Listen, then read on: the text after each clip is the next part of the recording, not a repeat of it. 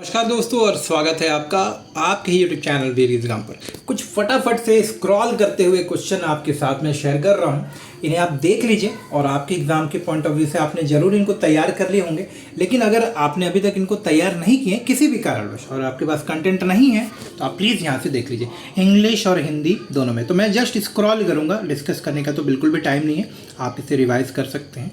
लेकिन हाँ, आप इसी तरह के यूज़फुल नोट्स के लिए आप हमारे चैनल के साथ जुड़ सकते हैं। आप सब्सक्राइब कर सकते हैं हमारे चैनल को, जहां कि आपको आगे आने वाले सेमेस्टर में या नेक्स्ट पेपर में, जहां कि आपका असेसमेंट फॉर लर्निंग और psychology of learner learning and teaching, इसके लिए इंपॉर्टेंट पेपर मिल जाएगा और इंपॉर्टेंट चीज़ें आपको वहाँ मिल जाएंगी। तो देखिए, सारे क्वेश्चंस के आंसर मैंने यहाँ पे कर दिए हैं, जो भी वेरी शॉर्ट है। इसी से आपके लॉन्ग आंसर टाइप के लिए भी कंटेंट मिल जाएगा आपको, और आपको मिल जाएगा कंटेंट आपके शॉर्ट आंसर टाइप के क्वेश्चन के लिए भी। तो आप देखते चलिए, ये पहला प्रश्न था कि वैदिक शिक्षा क्या थी, वैदिक शिक्षा की विशेषताएं बतानी। तो मैंने पूरे डिटेल में लिखी, आप पॉइंट्स भी लिख सकते हो, आप चाहो तो डिटेल में भी लिख सकते हो।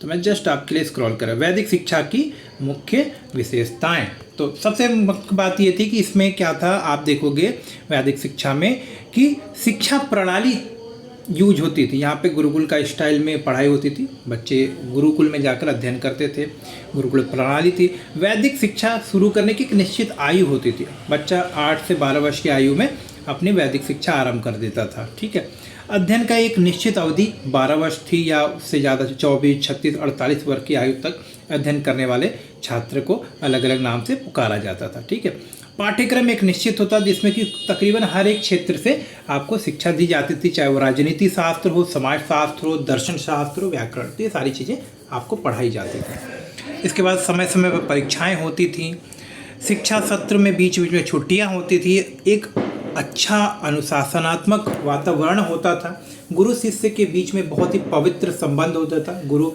अपने छात्रों को अपने पुत्र के समान समझते थे, तो छात्र भी अपने गुरु को अपने पिता के समान ही उत्तर देते थे, उसका सम्मान करते थे। अगला प्रश्न है, what do you mean by पबजा सेरेमनी। देखिए, सेरेमनी वाले जितने क्वेश्चन है ना, इससे तो आप जरूर कर लीजिए।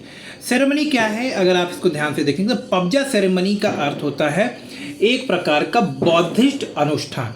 बुद्ध धर्म के जो भी अनुयायी होते हैं उनके धर्म में पबजा सेरेमनी होती है, जिसका अर्थ होता है कि एक बिल्कुल भी अबोध व्यक्ति जो बुद्ध धर्म के बारे में नहीं जानता, वो अब बौद्ध भिक्षु के रूप में शिक्षा ग्रहण करने के लिए तैयार हो रहा है। ठीक है, तो इस पूरी प्रक्रिया के दौरान में क्या होता है, जो एक नया व्यक्ति होता है उसे सब कुछ छोड़ना पड़ता है, मतलब अपने घर परिवार की मोह माया को छोड़कर शिक्षा ग्रहण करने के बौद्ध भिक्षु के रूप में अपने आप को तैयार करना होता है।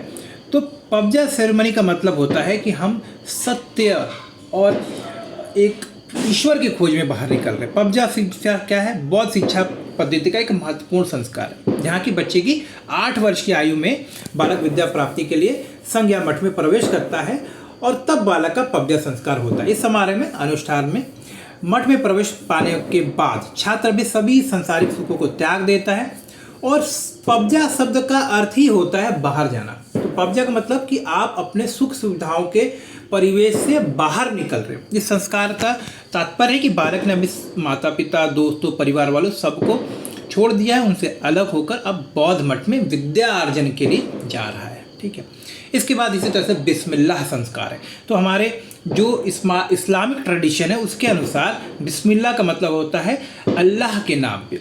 इसका हम जो हमारे मुस्लिम भाई बहन हैं वो जब भी कोई अच्छा काम करने जाते हैं, कोई भी नया काम करने जाते हैं, तो इंशाअल्लाह या बिस्मिल्लाह जो है करते हैं। ठीक है, इट इज़ कॉमनली प्रैक्टिस। तो ये बच्चे के जन्म के समय में, शादी के समय में, या कोई भी अच्छा काम जब वो करते हैं तो बिस्मिल्लाह करते हैं।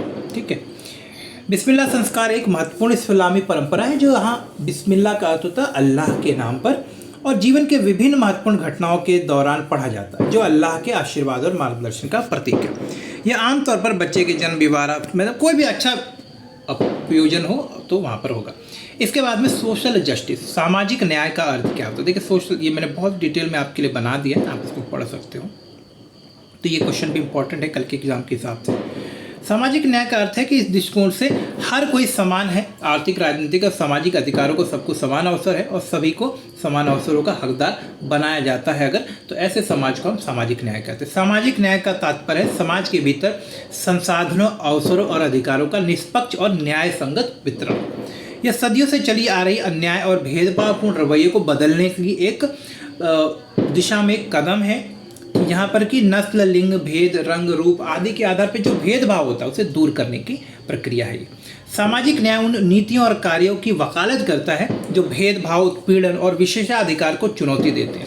यह कहता है कि जो लोग पिछड़े हुए, हाशिए पर है, जिनको अभी तक मुख्य धारा में आने का मौका नहीं मिला, जिनको समान अवसर नहीं मिले, अब उन्हें समान अवसर दिए जाएं, उनको सशक्त किया जाए, उनको समावेशी प्रयासों से समाज के मुख्य धारा में जोड़ा जाए।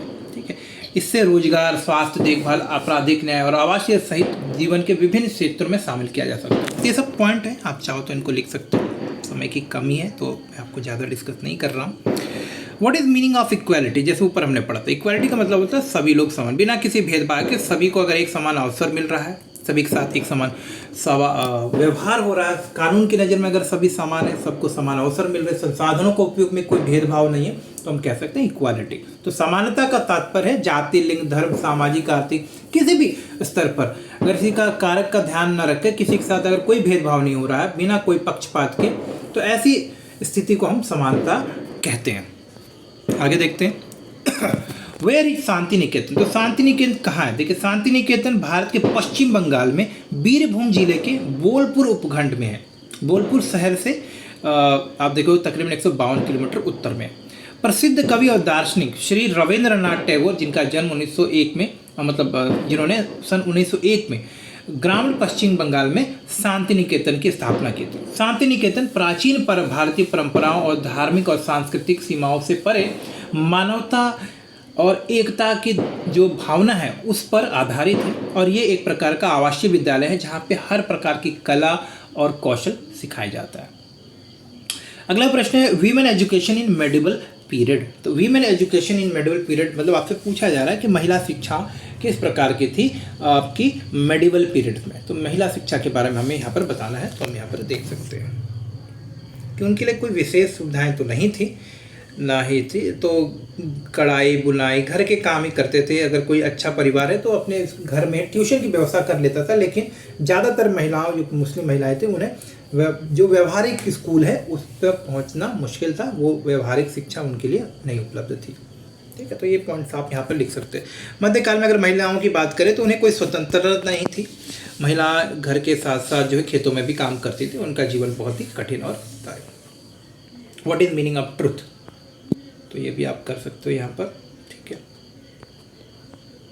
Classical Anglicist controversy in British education, charter act 1813, ये भी आप देख सकते हो।